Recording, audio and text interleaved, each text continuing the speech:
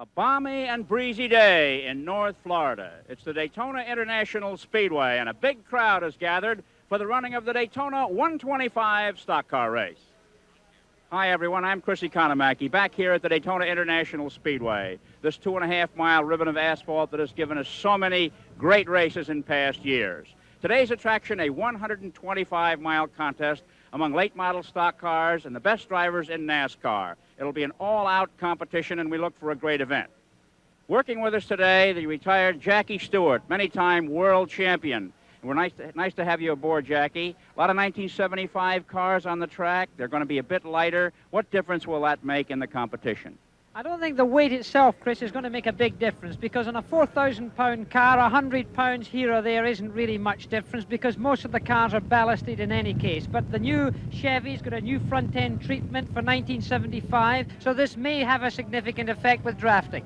Okay, drafting and aerodynamics today are going to be mixed with a stiff breeze, Jackie. The flags are standing out. What is this going to mean to the regulars, and what is this breeze going to mean to the rookies? There's 3 in the race. Well, for the rookies, it is a problem, Chris, because, you know, to come onto a super speedway, as you know, for the first time is a pretty scary thing for a driver. Now, with a stiff wind, this is another problem, because drafting is something that you've got to become accustomed to in any case. But when the wind is up here at Daytona with the very high speeds on some of the corners, 1 minute you'll get the front end pushing or understeering. The next minute, with a gust of wind, the car will flick round and you'll get oversteer. This at very high speeds, Chris, is a difficult thing for a young and inexperienced driver. With the sun glinting off the back windows, the 27-car field for the Daytona 125 is on the track. Poleman Donnie Allison, who qualified at 185.8 miles an hour, has the #1 position in car 88. He's flanked by second-generation speed star Buddy Baker of Charlotte in a Ford bearing number 15. In the second row, it's Bobby Allison of Hueytown, Alabama in the Matador number 16. And then it's former champion Benny Parsons of Ellaby, North Carolina, number 72, a Chevrolet. They're followed by Richard Brooks of Porterville, California, number 90, a Ford. And by 3-time Indianapolis 500 winner A.J. Foyt of Texas in number 28, a Chevrolet. Behind, a former Rookie of the Year, Lenny Pond, Petersburg, Virginia, number 54. And Johnny Rutherford, last year's Indianapolis winner, number 08, both in Chevrolets. Then it's Cecil Gordon of Horseshoe, North Carolina, car 24, a Chevrolet. Dan Dogby of Punta Gorda, Florida, and a DM Construction Ford, number 35. Other stars in the field include James Hilton, a short track ace, Dick Trickle, and 3 rookies, Bruce Jacoby and Tom Culbertson, both of Indianapolis, Indiana. Bruce, a sprint car driver of no mean reputation, and Warren Tope, a sports car driver from Troy, Michigan, in car number 81. Jackie Stewart, the flags are flapping in the breeze. Very windy day indeed, Chris. This is going to play a big part in this 125-mile race round the super speedway at Daytona, because there's going to be gusting. It's going to be coming out of turn number 2. You're going to have a headwind going up the back straight, so it's going to be difficult. Well, Jackie, there's going to be 1 pit stop necessary before this one is all over, and they've got wide latitude. It'll come between lap 15 and 35. This is the fastest race we find on the NASCAR circuit. It's short. It's an all-out dash. Would you like to be in it, Jackie? I'd love to be in it right now, Chris, but I'm not too sure, because these cars are really grouped up as they come up for the start, and they're coming up to the green flag, and there it goes. Donnie Allison, the pole sitter, gets a bit of a jump on Buddy Baker as they cross the start-finish line. And the first 2 rows already are pulling away as the balance of the field shuffles for ideal positions on the banking in turn 1. And down low, it's Donnie Allison in that number 88 car, and Brother Bobby moving up from the second row to take second away from Buddy Baker in the Ford. Baker pushed back to third, high on the banking, as Donnie Allison sets sail down the back straightaway. Benny Parsons is in 4th place, now moving to 3rd as the Matador is getting shoved back, and they single out down this super fast back straightaway. Donnie Allison, Buddy Baker, Benny Parsons, and Bobby Allison. A Chevy, a Ford, a Chevy, and a Matador as they hit that 31-degree bank corner. Donnie Allison moving very fast, the back end drifting out. Buddy Baker in hot pursuit as they feel from down off the banking over the tunnel. And a bit of a bump here that is tough for some of the drivers as they head down to complete lap number 1. Allison and Baker bumper to bumper as they cross the line. Right behind, it's Parsons and Bobby Allison. And behind Indianapolis winners Johnny Rutherford, A.J. Foyt, Dick Brooks, Cecil Gordon, and the balance of the field at high speed on this very fast racetrack. In the corner once again, Allison moving high, Baker behind in the Ford, looking for room to pass. The Matador is now in 3rd place, and Parsons in the Chevy is back and forth as positions shuffle continually here at the Daytona International Speedway. Now Baker moves to the inside, taking the draft up, and try to lead now. Buddy Baker, the big boy from Charlotte, North Carolina, in the Budmore Ford, moves ahead. Donnie Allison, the pole sitter, apparently content to let Baker set the pace. His brother Bobby right behind, and Benny Parsons back in 4th place. And so now the pace begins to settle down as Baker, whose father before him was a champion, holds the lead here as he completes lap number 2. Johnny Rutherford is moved up. He's driving as a teammate to Johnny Allison. He's in 08. Rutherford is now in 5th position. And here we have a change for 3rd. High on the banking.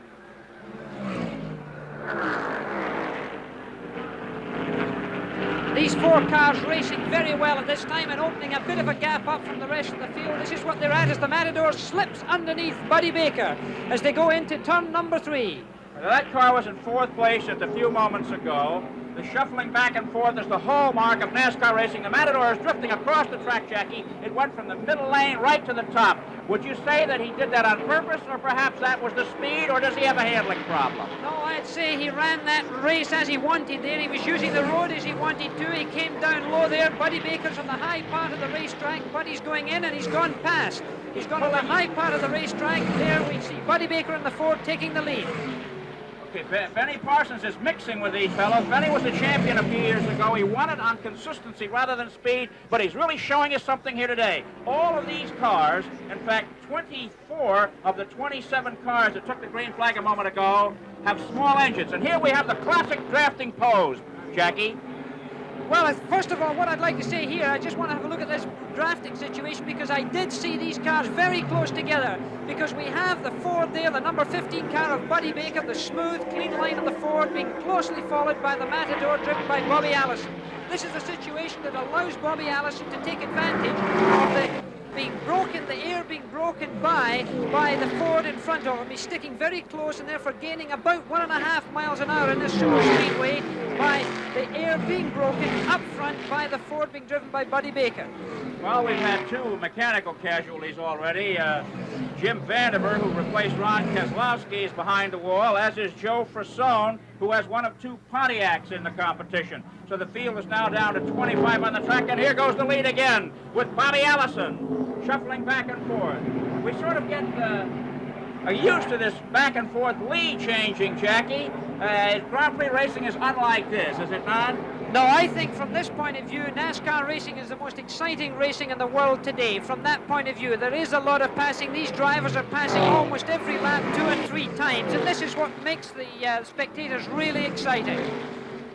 Well, let's look at the clock and see what they're saying as far as miles an hour go.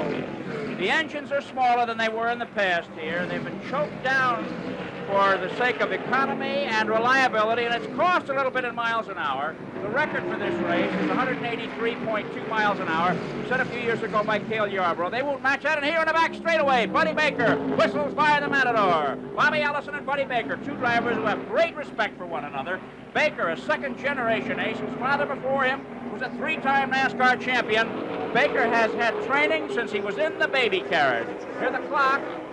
Getting near the finish line. Notice the slower driver moving out of their way, Jackie. Yeah, that's a good sign. The driver paying attention, looking in his rear view mirror, and as the clock finishes at 49.6 seconds. All right, we'll have it on the computer in just a moment. 181.45 miles an hour in the draft. That's not bad with these little engines.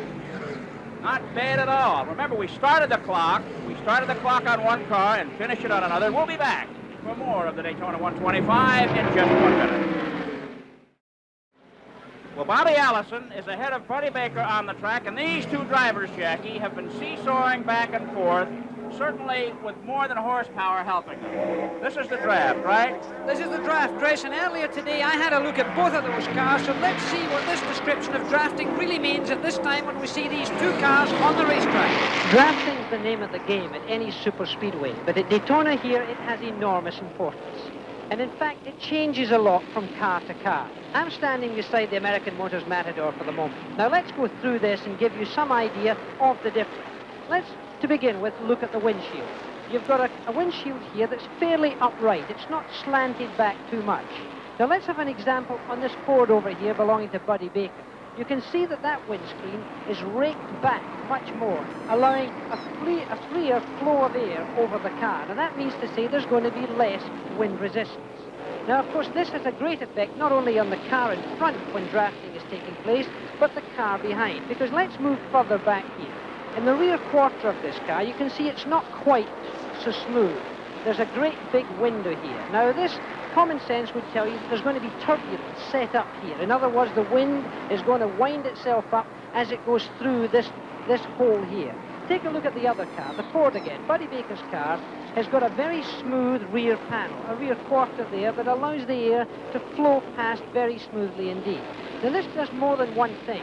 Not only does it allow the Buddy Baker car to perhaps penetrate the air more easily, and by doing so go faster on the straightaway, but it also affects the car behind, because if a car is drafting, it's got to have a car that's not upsetting it too much, because cars can in fact be very unstable when they're drafting others, and some cars draft much better than others.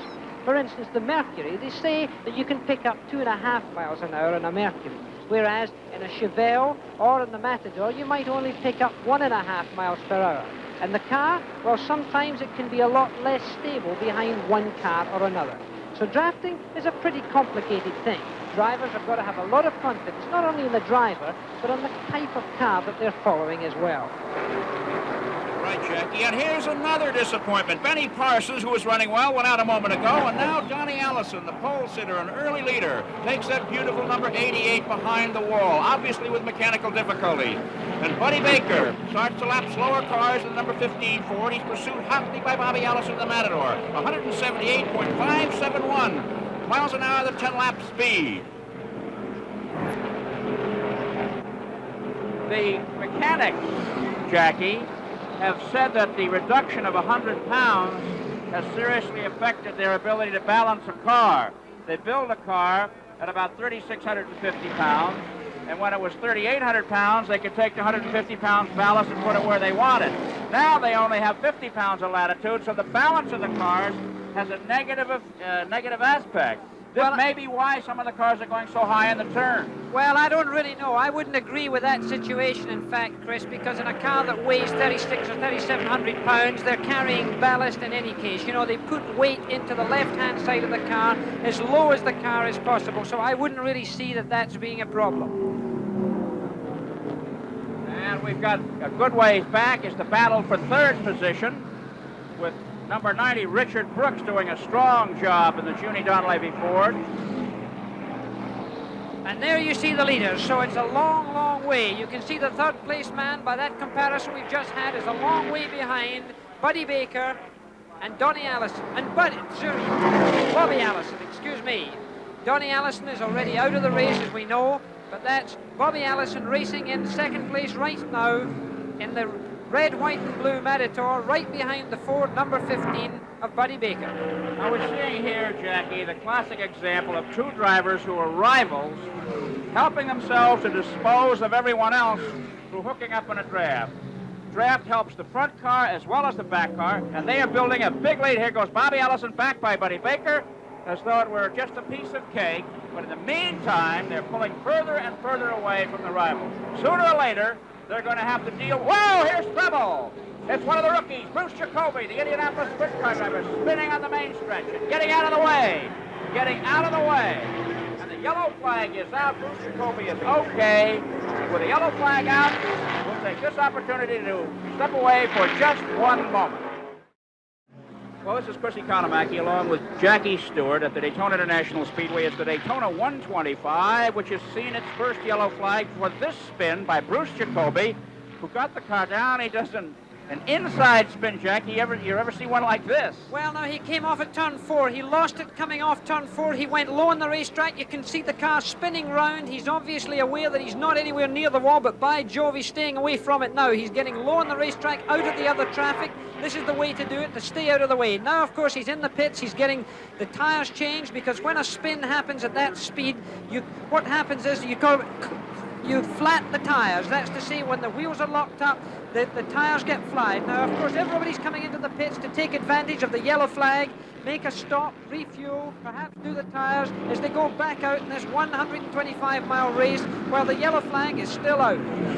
The refueling process that's taking place comes at a crucial time, for there's just enough gas to barely make the checkered flag.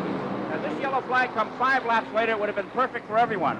But the possibility now exists that someone, if there's not another yellow flag, might just run out of gas. We're still under the yellow, which gives us a chance to remind you that tomorrow's ABC Championship Auto Racing covers the Phoenix 150 Indianapolis car race at 3:30 Eastern and 2:30 Central and Pacific times over most of these ABC stations. This live telecast will not be seen in the Phoenix and Tucson areas. But we'll be back for more of the Daytona 125. With the yellow flag out, let's go now to Detroit and Bill Fleming. Pussy Konamaki and Jackie Stewart here at the Daytona International Speedway with the Daytona 125 under a yellow flag condition. And they're coming down now for the green flag. Joe Mihalik moves to the side to let the fast man by his leader, Buddy Baker. Pursued now by James Hilton. Heads down to turn 1. Bobby Allison and Johnny Rutherford have gone to the pits under the yellow flag for tire changes as this field funnels down into turn 1. And now it's a new pair hooking up in the draft to hopefully move away from the competition. Right behind, a gaggle of 4 cars heading into the back straightaway. A.J. Foyt becomes a factor now. He's being passed by Dick Brooks. Going down the backstretch into turn 3. Brooks moves to 3rd. Foyt is 4th. And moving in very fast is Lenny Pond. It's close going in turn 3 for 3rd position there. Foyt has been moved out of 3rd by Brooks. Pond, the Rookie of the Year 2 years ago, challenging hard. And we've got a great auto race on our hands here. Baker continues to lead. He's pulling away from James Hilton.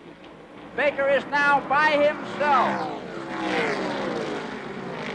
Pond is putting the pressure on Foyt. There's a 3rd echelon of heavy traffic right behind. We have the leading pair. But now it's Buddy Baker moving way out. Took a 15-car lead. Baker now. Ahead, here's the Bobby Allison, who is moving through traffic in the Matador. Allison is in 8th place, and he's heading into traffic. Buddy Baker, though, seems to be the fastest man on the racetrack today right now, Chris, because he seems to be able to keep that lead in his own without the necessity of drafting, and he's staying out there, the 3-car bunch behind, then separated by 1 more car, and then Buddy Baker, who's certainly the superstar here today. He was feeling cold. He was feeling a flu earlier in the race. He came to me at the start of the race, this enormous man, 6'4". He looks as if he weighs about 230 pounds, and he had a heavy flu this morning. But look at this for motor racing, really close. You have to have great respect for your fellow competitor to drive in there like that, Jackie. You have to know that he's not going to miss cue before you can race this way. Do you agree? Yeah, absolutely. And this very close racing today, you know, is being exaggerated, Chris, by this very strong high wind. The gusts of winds, if cars are close like they are just now, look how very close these cars are. Bobby Allison coming through the traffic here. He's really working the road. Allison's number 16. He's behind Lenny Pond and A.J. Foyt as they climb the banking. The cars, Jackie, this year seem to be going across the track laterally more than they have in past years, getting to the top of the turn. Now, Allison on the inside finds racing room and passes 2 cars. Beautiful move there. He got under A.J. Foyt there and through he went. It'll be interesting to see how quickly now Bobby Allison, look how he's pulling away from these 2 cars already, to see how quickly he can catch up, because he's got a long way to catch up on Buddy Baker, who's in himself going very quickly at this time. Well, we're going to get an interval timing on this lap between the leader Buddy Baker and Bobby Allison, who's back in 3rd place, but coming on strong. Here's Baker now heading for the start-finish line. Dick Brooks is 2nd, and there is Allison 3rd and whistling. So we have 2 Fords and a Matador setting the pace in this one. The interval time there, 2.7 seconds, which isn't a lot, but it's quite a lot of space on this super fast speedway. Well, we'll give them another reading as they come by this time and see whether or not Mr. Allison is eating up the interval. Meantime, Buddy Baker out there all by his lonesome. Comfortable and fast. He's had a tough career. He started his driving on the very same day that Richard Petty started, and Richard is about 100 victories ahead of Buddy. We'd like to see him do well in this Daytona 125 today. Coming off the corner high, we're going to get a reading on the clock, and we'll see how it's coming. I think certainly we're going to see the gap being closed this time. There he goes to 1.8 seconds. Bobby Allison certainly catching up. It was 2.7 the last time, so you've already had an opportunity to see Bobby Allison really catching up, Chris. 1 second a lap, or 9/10 of a second, is quite something.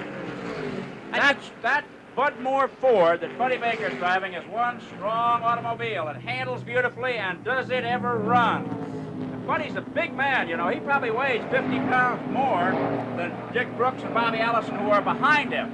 So that's a bit of a handicap. He's carrying 50 pounds more weight in the car than his rivals. But here you go. Here you're going to see Bobby Allison in this traffic situation now, getting right close up there behind the second car. You can see him. He's right in behind Richard Brooks now. He's closing the gap again. He's going to get the advantage of the draft from Richard Brooks. He's going to make an approach and a pass here. There he goes. He goes underneath Richard Brooks. Does he make it? He's going into turn one. And he takes second place from Richard Brooks. So now he's really closing up on Buddy Baker. What a race. This is going to be really close. Allison got past Brooks and then went up in front of him. Are the cars hard to hold in the low groove, Jackie, at these speeds? Yes, they are, because again in this wind it's going to be very unstable for the car that he's passing, because he's taking the wind away from that car. And the chances are when that Matador went under Richard Brooks, there would be an enormous amount of turbulence, and it would be more difficult for Brooks than it would be for Allison. Behind the three leaders are Lenny Pond in car 54, A.J. Foyt in number 28, James Hilton in 48, Cecil Gordon in number 20, and Joe Mihalik in car number 60. Oh, we're going to get a lap time now. We'll see what they're doing in miles an hour as Bobby Allison chips away at a big lead held by Big Buddy Baker of Charlotte, North Carolina.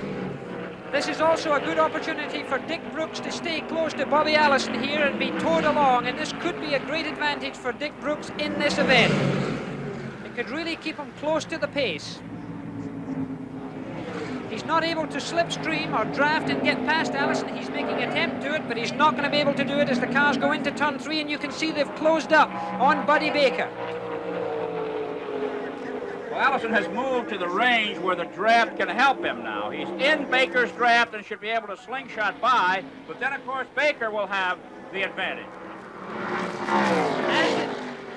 As they start, yes, they are going slower at this time. They're on a 50.6 second speed right now. 177.86. That's 4 miles an hour slower than before, and that's the draft. That's correct. That's exactly what it is. Remember, at this time, Buddy Baker was driving around that last lap entirely on his own without the assistance of the draft.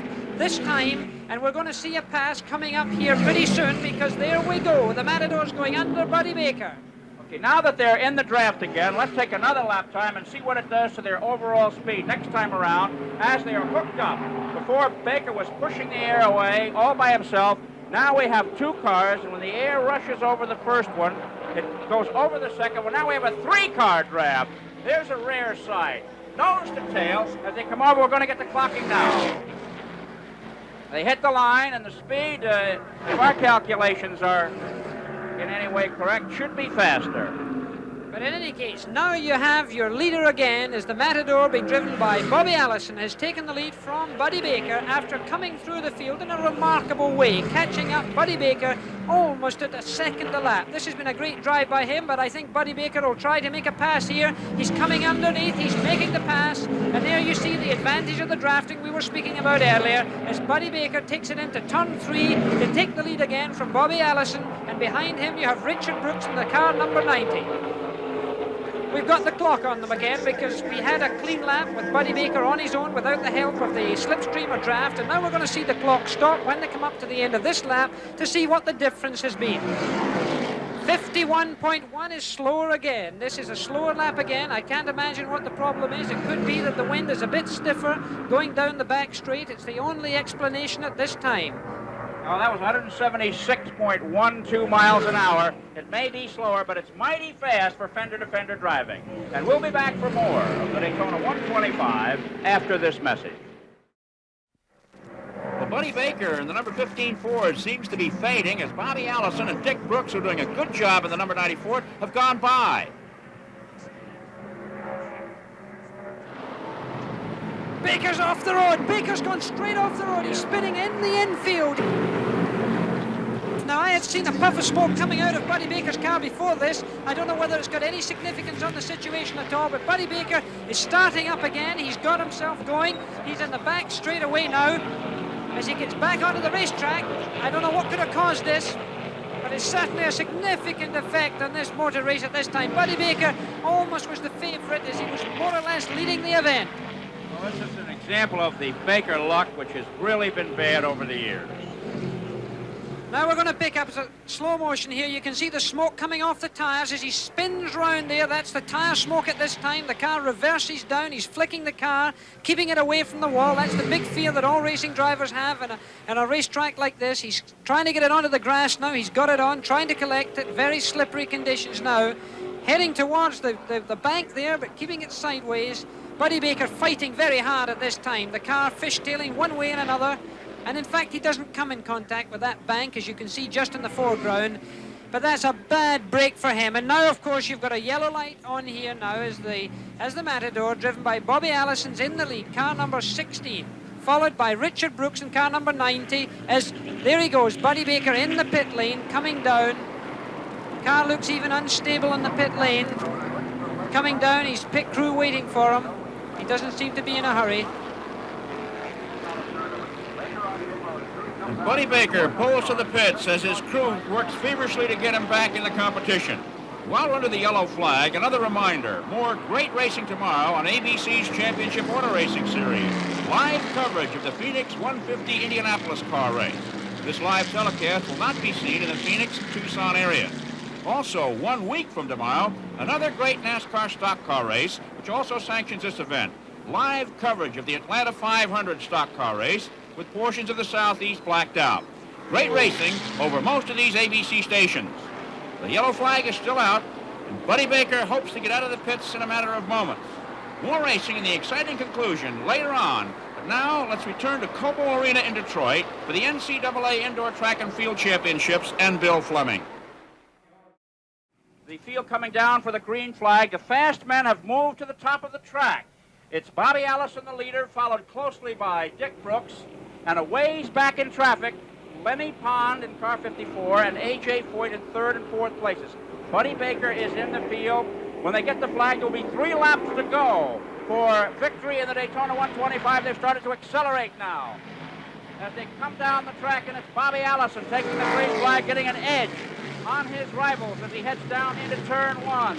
Heavy traffic and a shuffle as the sun starts to go behind the clouds here at Daytona. Bobby Allison making a run for it. Not concerning with the draft, Jackie, just busting away. It's only 3 laps. Well, at this time, he's keeping himself way out of trouble because the rest of that pack could be a problem. If anyone makes a slight mistake at this stage in the game, it's a question of making a mistake, and it's a question of keeping out of trouble.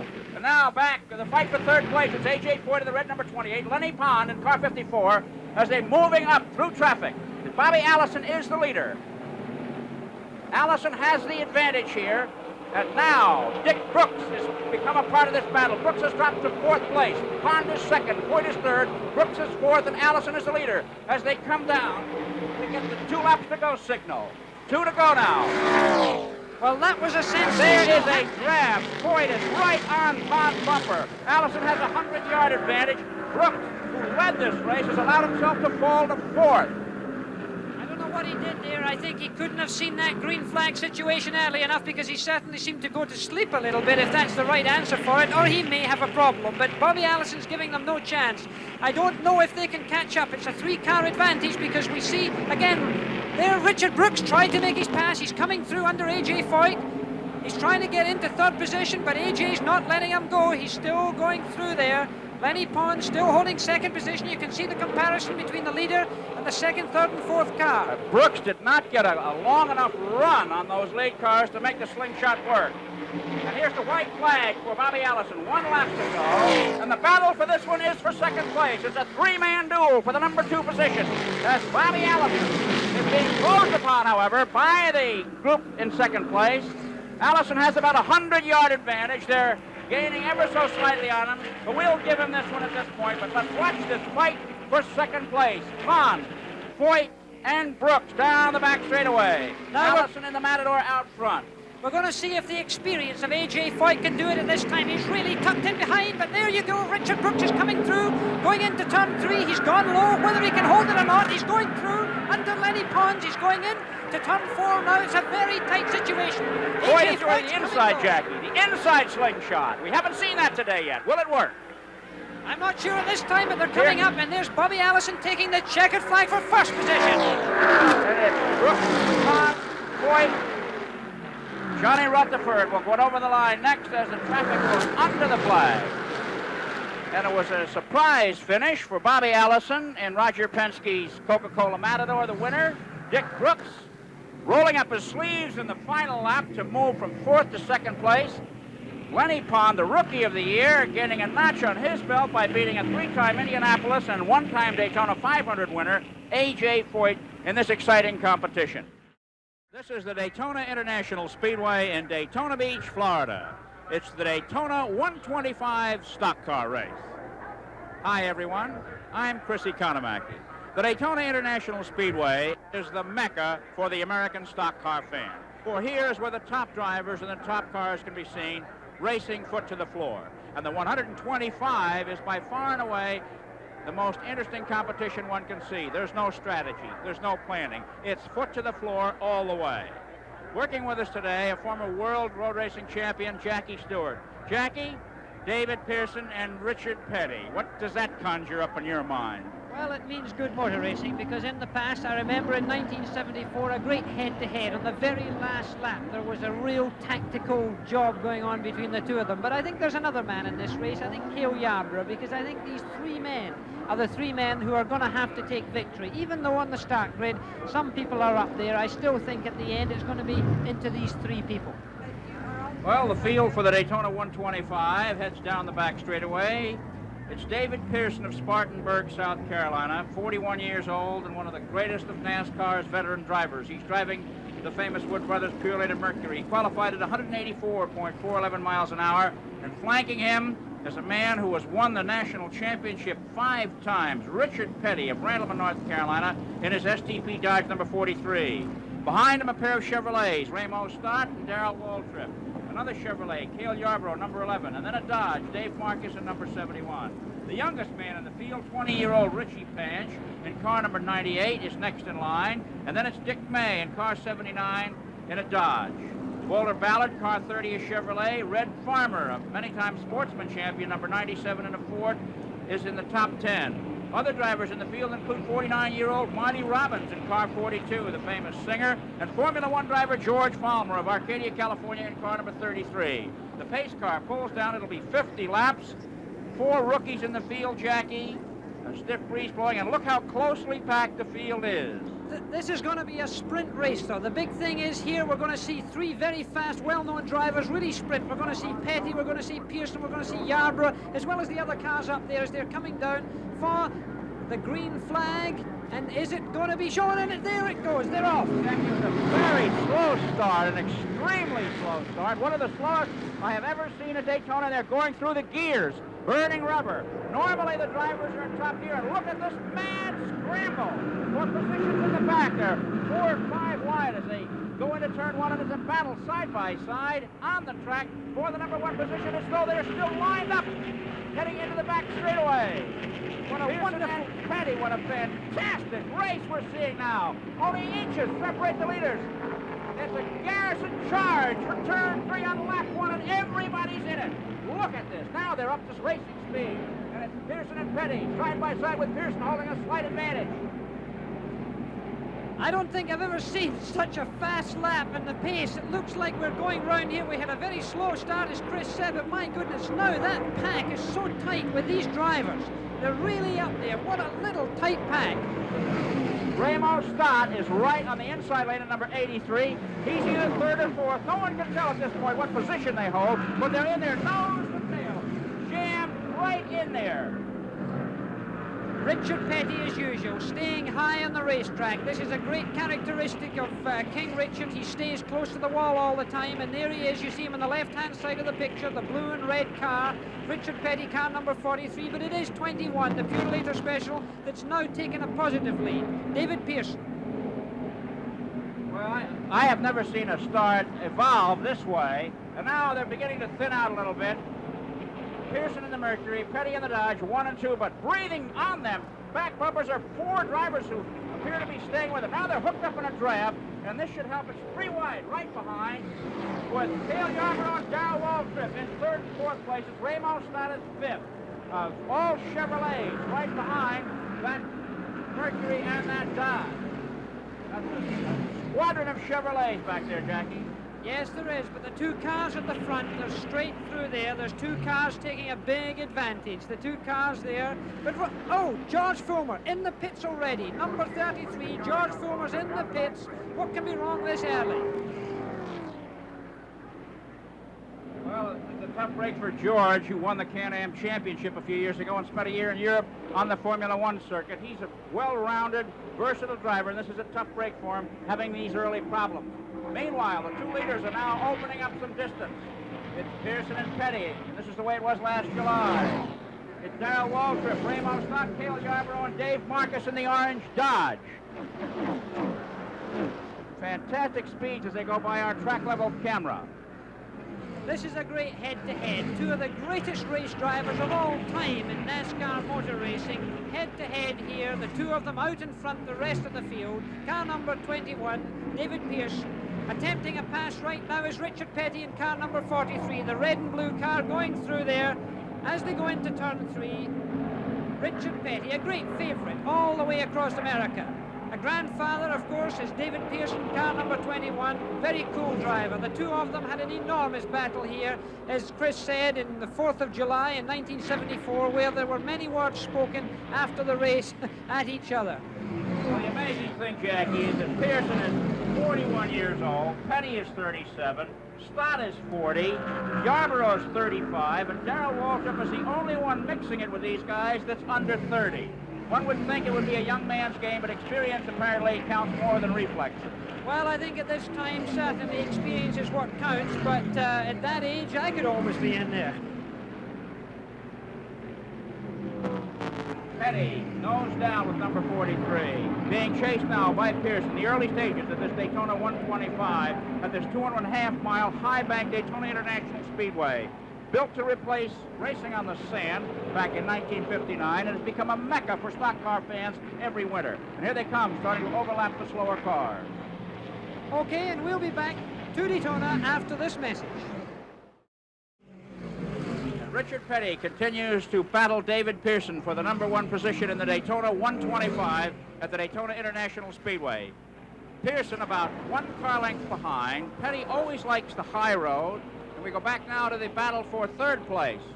It's number 11, Cale Yarborough, and number 17, Darrell Waltrip. And back to the leaders here as Petty continues to set the pace on this 2.5-mile ribbon of asphalt. The speeds are approaching 179 miles an hour, exceptionally fast, as Petty and Pearson have built a big lead over their nearest rivals. At these speeds, tires are a significant part of stock car competition, and this year, Goodyear has introduced a new treadless tire for the Grand National cars we're seeing in action on the track now. Earlier, Jackie Stewart had a chance to take a look at that tire. At Daytona this year, they've reduced the weight of the cars. NASCAR have allowed the cars to be 100 pounds lighter. Now, this is not going to make a great difference in a car that almost weighs 4,000 pounds, but they've also changed the tires. This year, they've got no tread in the tires. Let's have a look at this tire down here. Now, normally, of course, you've got a tread pattern across the tire. But, of course, here in these super speedways of NASCAR, they don't run in the rain. So, therefore, they don't need grooves to drain water from the tire. But what they've got is they've got little marks here, little dents in the tire, and that's for measuring the depth. What they do is they put a gauge into that little hole there, take it out, and measure the depth of and the wear of the tire. Now, therefore, these tires, what is it going to do? The difference is, without a tread, they're going to be able to stay cooler, and they're going to stay more rubber on the road for a longer period. This means that, say, in a 125-mile race, you're not going to see the car getting loose. It's not going to get into oversteer. That's to say the car sliding around in the rear end quite so much, which, of course, is going to make for more stable racing and a better performance in the tire. This, I think, is going to be a big significant factor in the 125. The battle for the lead continues to be between Richard Petty and David Pearson, and they are in unique automobiles. Both are in new cars. Petty is in a new 1974 Dodge, and Pearson is in an all-new 1973 Mercury. Sound strange, Jackie? This sounds very unusual. This sounds as if someone's been buying old cars, but there we are. And there's you've got a smoke scene. Darrell Waltrip's car number 17's blowing out smoke there. He's got a problem. And there's another car smoking on the racetrack. We've been having quite a lot of trouble today, Chris.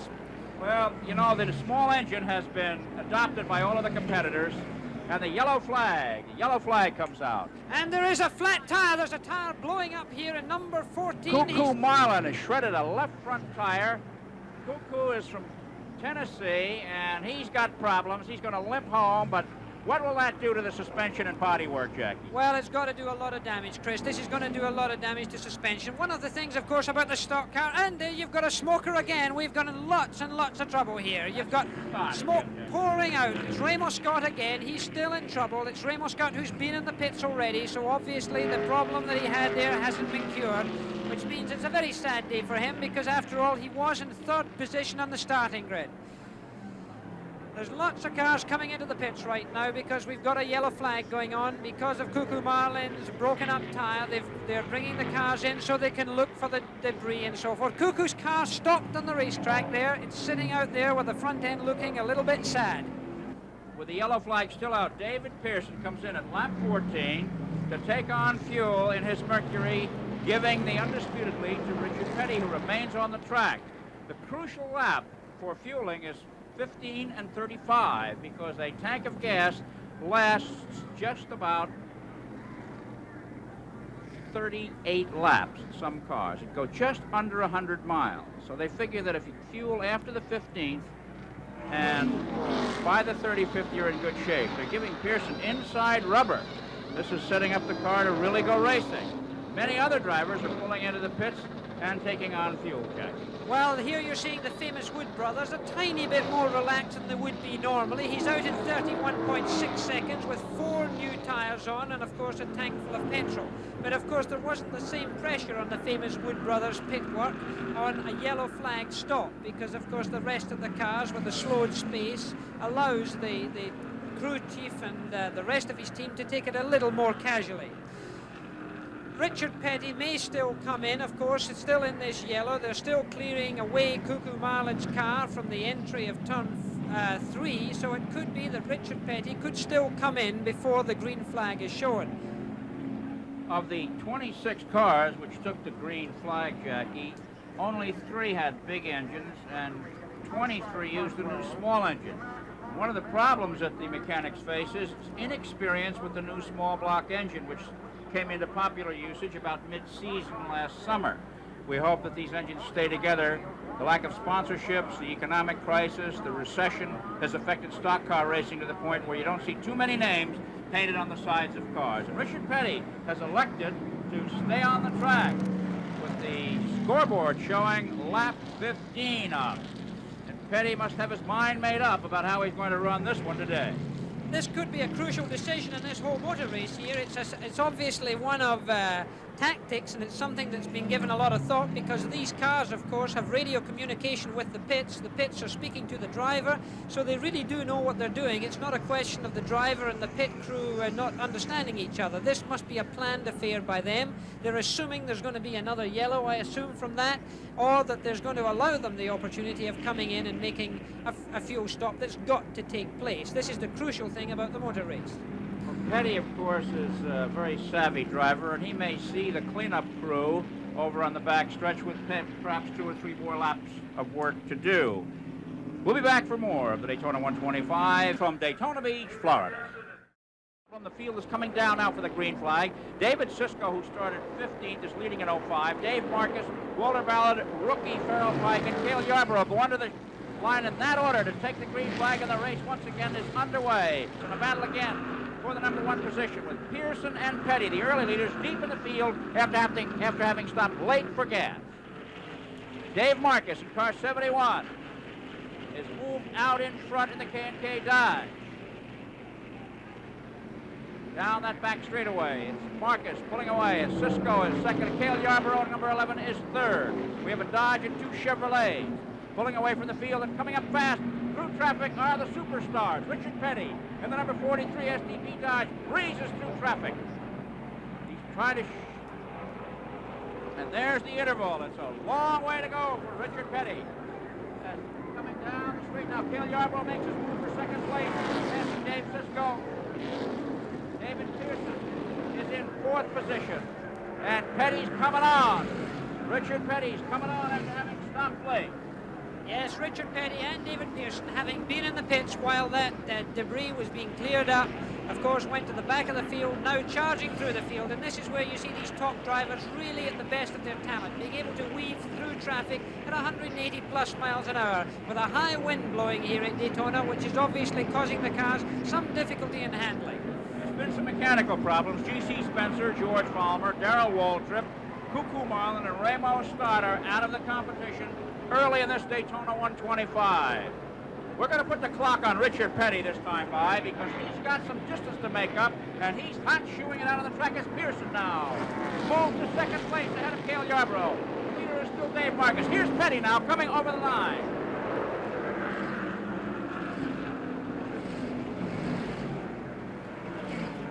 And the time we're seeing is Richard Petty's lap time.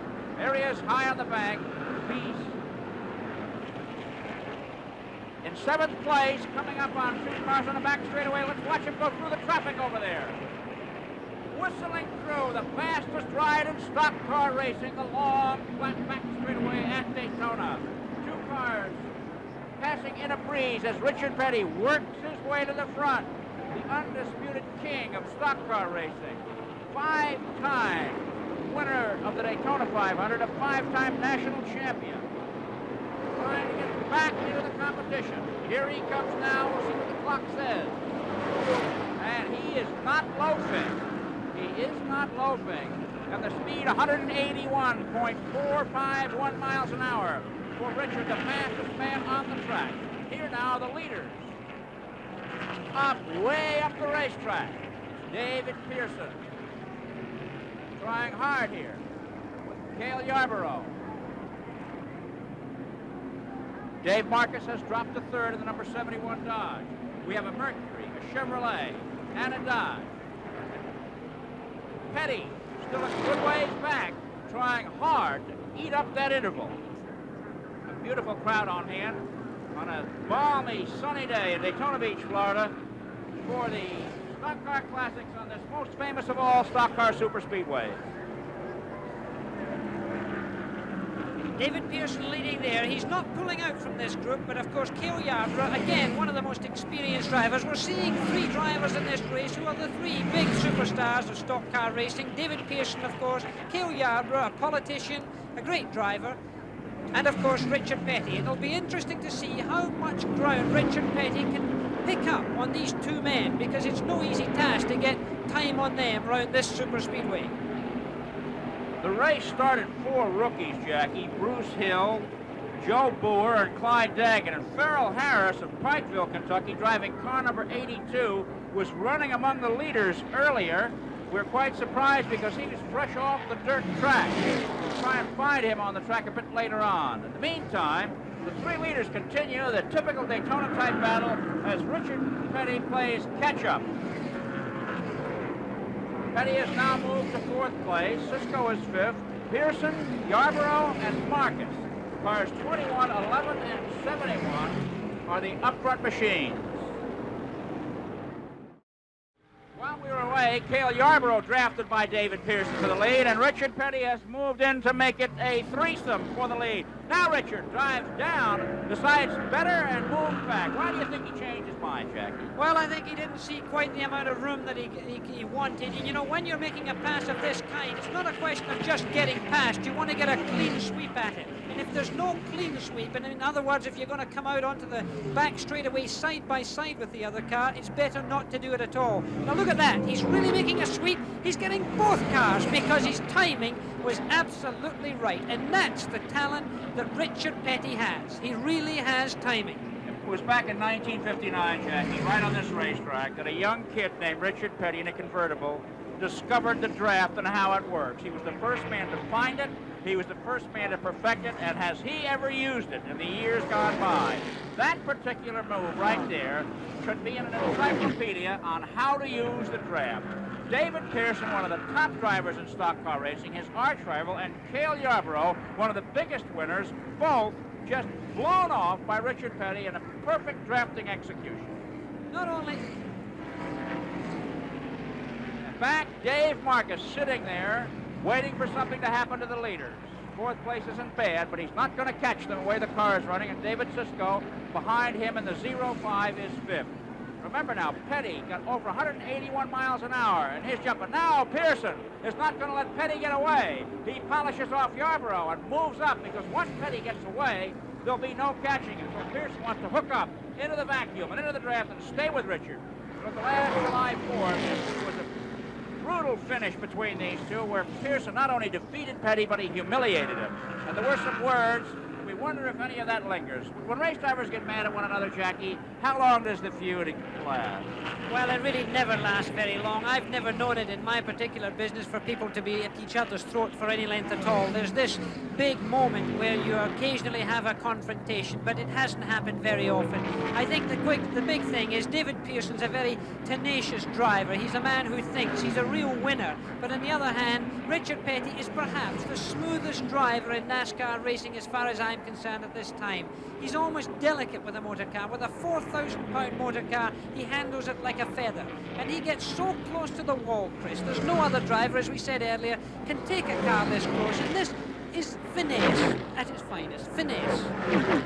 One would think that a Formula One car, as nimble as it is and as light as it is, you can do things with. But Richard Petty does take this big Dodge and handle it pretty much, as we say in this country, like a baby carriage. He really does. I don't know another driver who does it in the same way. And there he goes, passing a car that he's lapping, of course. He's going through traffic as if they're standing still, but of course there, David Pearson's glued onto the rear bumper.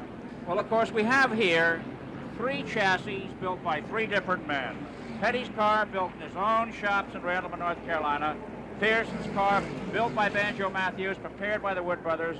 And Cale Yarborough's car, also built by Banjo Matthews, prepared by Junior Johnson. And we have 3 different teams setting these 3 cars up, each to suit the man at the wheel. And I would say that in each case, the car is perfect for the man.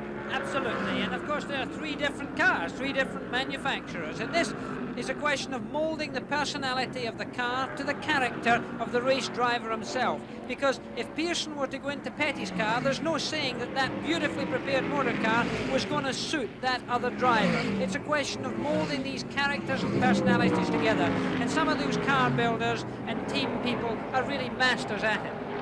Okay, now David, Pearson, Jackie, is filling up Richard Petty's mirror. In stock car racing, the mirror is a very important thing. And I should think that Petty has learned to disregard seeing number 21 in his mirror, because it's been there for years. But this is what makes great stock car racing here at Daytona International Speedway. And with a tremendous 3-way battle in progress for the number 1 position in the Daytona 125, we'll be back in just 1 minute. We have 2 different types of drivers here. Petty, the perfectionist, the strategist. Pearson, the alley fighter. Pearson likes this kind of racing. He's going to stay back there until he decides it's time to make his move. Jackie? Okay, they move into traffic. Let's watch now as these drivers move into the heavy traffic. Here's a long-distance shot as they climb the banking. Now, slower cars in the way, 4 of them, as Petty and Pearson move into possible trouble. Picking his way through very carefully. We must say this for the slower drivers. 4 laps to go. They get down, they get out of the way when the move-over flag is displayed. And Petty and Pearson have polished off half of the traffic with about 3 car lengths. Experienced drivers never take risks at this stage in a motor race, and you see both of them treading very carefully as they go through this heavy traffic here. Any small mistake by any of the rear runners there could cause a lot of embarrassment at 185 miles an hour.